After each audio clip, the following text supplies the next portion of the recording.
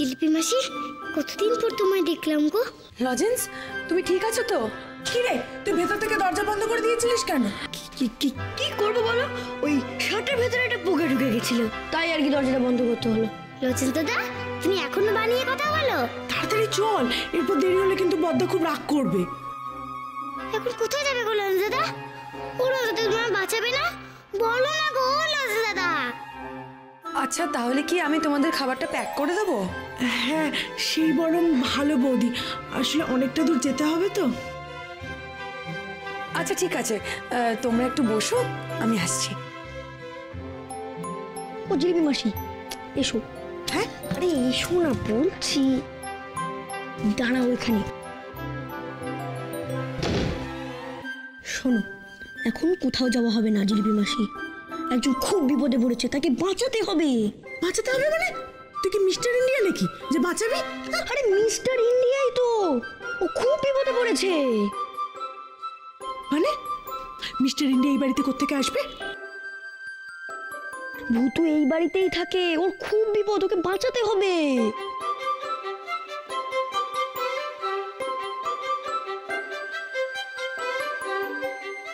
কি কি বললে সুধা? আরেকবার আরেকবার বলো। মাসি, আপনি ঠিকই শুনেছেন, আমি বলেছি যে যজ্ঞটা এই বাড়িতেই করতে হবে। ভূতুকে ফেরানোর জন্য এই বাড়িতেই যজ্ঞটা হবে। আপনার আপত্তি থাকলেও আমার কিচ্ছু করার নেই। তোমার মাথাটা একেবারে গেছে সুধা, তুমি যা বলছো ভেবে চিন্তে কথা বলছো? হ্যাঁ মাসি, একজন মায়ের কাছে তার সন্তানের থেকে বড় আর কিচ্ছু নয়।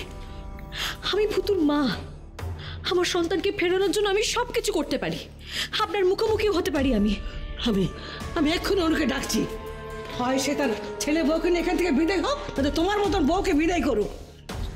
ছি ছি সুধা, ছি, তোমাকে আমি এমনটা ভাবিনি, এত বড় উপকার করার এই প্রতিদান।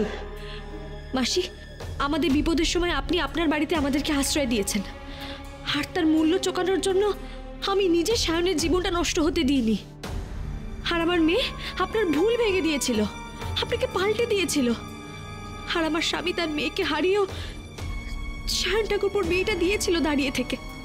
আমরাও কিন্তু প্রত্যেক মুহূর্তে এই উপকারের প্রতিদান দিয়ে চলেছি মাসি, কিন্তু আপনি এত উপকার করেছেন বলে আপনি এর মূল্য দিতে বলতে পারেন না। এইভাবে আমাকে সন্তান ত্যাগের জন্য আপনি এইভাবে আমাকে জোর করতে পারেন না মাসি। সুধা, এত বড় কথাটা এভাবে বলতে পারছো তুমি? মাসি, এইসব কথা আমি বাধ্য হয়ে বলছি। আপনি তো আমার মেয়েকে ফেরাতে দিতে চাইছেন না, আর সাধু বাবা বলেছেন যোগ্যটা এই বাড়িতেই করতে হবে আমার মেয়েকে ফিরিয়ে আনার জন্য। আমি কি করব? আপনি বলুন, আমি কি করব? আপনার যাকে ইচ্ছা আপনি ডাকুন, কিন্তু আমি আমার জেদ থেকে কিছুতেই নড়বো না। কি তোমার এত বড় সাহস? হ্যাঁ, চুপ কর। মিনি, কি হয়েছে মিনি? দেখো না, দেখ তোর বউ আমার সঙ্গে কিভাবে কথা বলছে, আমার সামনে দাঁড়িয়ে মুখে মুখে তর্ক করছে, মুখে মুখে জবাব দিচ্ছে।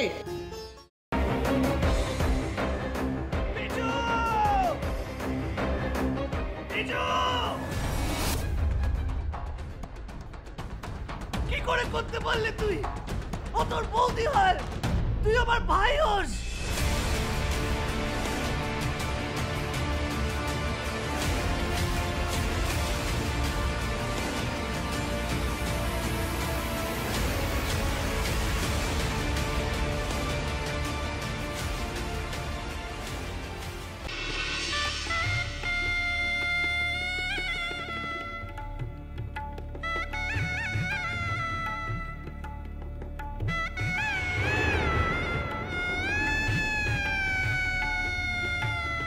বুঝতে পারছি না আরো একটা বড় ব্লান্ডার করলাম কিনা। কি বড় মামু? আমি ওদের 20 লাখ টাকা দিয়ে দিয়েছি। সে কি কথা? কেন? তোমার কিন্তু কথা ছিল এই কথাটা 5 কান না করার। যাই বাবা, তাড়াতাড়ি বজরংবলীর পূজাটা দিয়েছি। আমি লাড্ডু না দিলে তো বজরংবলীর ব্রেকফাস্টই খাওয়া হবে না। আরে বাবা, এবার তো কোল থেকে নামাও। ও হ্যাঁ হ্যাঁ, আর যা বললাম মনে রেখো।